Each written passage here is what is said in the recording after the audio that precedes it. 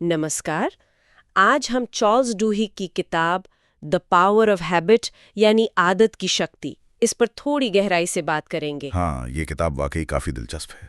ये सिर्फ ये नहीं बताती कि आदतें क्या हैं, बल्कि उनके पीछे का पूरा विज्ञान समझाती है। बिल्कुल, कि वो बनती कैसे हैं, हमारे दिमाग में कैसे बैठ जाती हैं और सबसे जरूरी, क्या हम उन्हें बदल सकते हैं? और अगर हाँ, तो कैसे? सही। तो हमारा मकसद यही है कि इसके पीछे के विज्ञान को समझें और कुछ कुछ ऐसी बातें निकालें जो असल जिंदगी में काम आए। तो सबसे पहले बात करते हैं उस चीज की जिसे किताब कहती है आदत लूप। सुनने में तो बड़ा आसान लगता है, संकेत, क्रिया, इनाम। हाँ, क्यों, रूटीन, रिवॉर्ड। पर ये है बड़ा गहरा। ये हमारे दिमाग का एक तरह से ऑटो पायलट मोड है। ऑटो पायलट, हाँ। जैसे कोई खास इशारा मिला, मान लीजिए फोन की घंटी बजी, ये हुआ संकेत। हाँ। फिर हमने फोन उठा के देखा, ये हो गई क्रिया। और फिर जो वो नई जानकारी मिली या किसी दोस्त का मैसेज देखा, वो सुकून, वो हो गया इनाम। बिल्कुल। और दिमाग ये करता है क्योंकि देखिए, दिमाग हमेशा ऊर्जा बचाना चाहता है। बहुत आलसी है हमारा दिमाग एक तरह से। हाँ, ये तो है। तो जब कोई चीज बार बार होती है ना, दिमाग उसे ऑटोमेटिक मोड में डाल देता है। फिर सोचने समझने वाला जो हिस्सा है ना, प्रीफ्रंटल कॉर्टेक्स, वो आराम करता है। अच्छा। हाँ, और सारा काम चला जाता है बेसल गैंग्लिया के पास। वो है आदतों का कंट्रोल सेंटर। संकेत मिला नहीं कि उसने पुरानी कैसेट चला दी, फट से क्रिया, क्योंकि पता है अंत में वो इनाम मिलना है। सब मिली सेकंड्स में होता है ये। कमाल है। मतलब दिमाग बिल्कुल ऑटो पायलट पे चला जाता है। लेकिन फिर सवाल ये उठता है कि क्या हम इस ऑटो पायलट को बदल सकते हैं? यहीं पर किताब का वो सुनहरा नियम आता है। हाँ। और ये बात मुझे बड़ी मजेदार लगी। नियम ये नहीं है कि आदत को खत्म करो, बल्कि उसे बदलो। एग्जैक्टली। संकेत वही रखो, इनाम भी वही रखो, बस बीच की वो जो क्रिया है ना, उसे बदल दो। सुनने में ये शायद आसान लगे, पर इसके पीछे का लॉजिक बड़ा सॉलिड है। आप असल में दिमाग के बने बनाए रास्ते को ही इस्तेमाल कर रहे हैं, उसे तोड़ नहीं रहे हैं। अच्छा, कैसे? देखिए, मान लीजिए किसी को तनाव होता है, ये हुआ संकेत। और उसे सिगरेट पीने की तलब लगती है, वो हुई पुरानी क्रिया।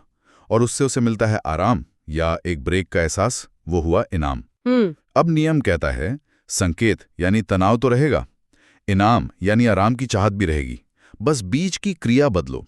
सिगरेट की जगह शायद 5 मिनट टहल लिया या गहरी सांस ली। अगर उससे भी वही आराम वाला इनाम मिल गया ना, तो धीरे धीरे दिमाग नई क्रिया को अपना लेगा। क्यों? क्योंकि संकेत और इनाम का कनेक्शन तो बना हुआ है। वाह, मतलब पुरानी वायरिंग का इस्तेमाल करके एक नई आदत बना ली। ये तो इच्छा शक्ति से लड़ने से कहीं बेहतर है। बिल्कुल, आप सिस्टम को हैक कर रहे हैं एक तरह से। ये वाकई जबरदस्त है। लेकिन क्या सारी आदतें एक जैसी होती हैं? मतलब क्या सबका असर बराबर होता है? किताब में एक और कॉन्सेप्ट है, कीस्टोन आदतें। हाँ, कीस्टोन आदतें, ये बहुत महत्वपूर्ण है। ये वो चाबी हैं, आप कह सकते हैं, जो कई ताले खोल देती हैं।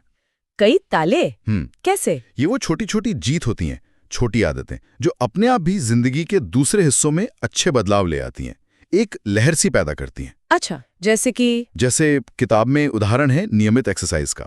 ये एक कीस्टोन आदत हो सकती है। जो लोग रोज कसरत करते हैं ना, वो अक्सर पाते हैं कि वो अपने आप ही अच्छा खाने लगे हैं। हाँ, बिना कोशिश किए। हाँ, मतलब अलग से डाइट प्लान नहीं बनाया, पर खाने की चॉइस बेहतर हो गई। या वो ज्यादा धैर्यवान हो जाते हैं, काम पे ज्यादा प्रोडक्टिव हो जाते हैं, कम गुस्सा करते हैं। अरे वाह। इसका सीधा कनेक्शन कसरत से नहीं लगता, पर होता क्या है कि एक्सरसाइज से आत्मानुशासन बढ़ता है। वो मैं ये कर सकता हूँ वाली फीलिंग आती है, और ये फीलिंग फिर दूसरी चीजों में फैल जाती है। ये तो वो डोमिनो इफेक्ट वाली बात हो गई है, गिरा और सब गिलते चले गए। बिल्कुल बिल्कुल। किताब में एक और छोटा सा उदाहरण था, रोज सुबह उठकर अपना बिस्तर ठीक करना। हाँ, वो भी बहुत मामूली लगता है ना। हाँ बिल्कुल। पर वो दिन की पहली जीत होती है। एक काम पूरा किया, ये आपको एक सेंस ऑफ ऑर्डर, एक नियंत्रण का एहसास देता है, और शायद यही एहसास आपको अगला काम करने के लिए मोटिवेट कर दे। तो क्या इन कीस्टोन आदतों को पहचानना ही सबसे जरूरी है बदलाव के लिए? काफी हद तक। अगर आप अपनी ऊर्जा उन छोटी आदतों पर लगाएं जिनसे सबसे ज्यादा असर पड़ने वाला है, तो बदलाव आसान हो जाता है। कम मेहनत में ज्यादा नतीजा मिलता है। और ये सिर्फ हमारी पर्सनल लाइफ की बात नहीं है, बड़ी बड़ी कंपनियां भी इन सिद्धांतों का इस्तेमाल करती हैं। हाँ, वो स्टारबक्स वाला उदाहरण था शायद। हाँ, स्टारबक्स में अपने कर्मचारियों को ट्रेनिंग दी कि जब कोई मुश्किल ग्राहक सामने आए संकेत, तो कैसे शांत रहना है और एक तय तरीके से जवाब देना है, नई क्रिया। इससे क्या हुआ? ग्राहक भी खुश, इनाम, और कर्मचारी का तनाव भी कम, इनाम। और वो फेब्रीज वाला किस्सा भी कमाल का है, प्रॉक्टर एंड गैम्बल वाला। हाँ, वो तो मार्केटिंग का क्लासिक केस स्टडी है। उन्होंने देखा कि लोग फेब्रीज सिर्फ बदबू हटाने के लिए इस्तेमाल नहीं कर रहे थे, तो उन्होंने क्या किया? उन्होंने उसे सफाई रूटीन का हिस्सा बना दिया। उन्होंने उसे एक इनाम की तरह पोजीशन किया कि जब कमरा साफ हो जाए संकेत, तो फेब्री स्प्रे करो, क्रिया, और फिर वो ताजगी भरी खुशबू इनाम महसूस करो। ये खुशबू सफाई पूरी होने का सिग्नल बन गई। मतलब उन्होंने एक नया इनाम गढ़ दिया। एग्जैक्टली। उन्होंने लोगों की आदत बदली नहीं, बल्कि उनकी मौजूदा आदत में अपना प्रोडक्ट फिट कर दिया एक नए इनाम के साथ। ये दिखाता है कि ये सिद्धांत कितने पावरफुल और प्रैक्टिकल हैं। सही कहा। तो अगर हम पूरी बात को समेटें तो कुछ मुख्य चीजें निकल कर आती हैं। क्या? पहला, अपनी आदतों के लूप को पहचानो। संकेत क्या है, क्रिया क्या है, और सबसे जरूरी, असली इनाम क्या है जिसकी आपको तलब है।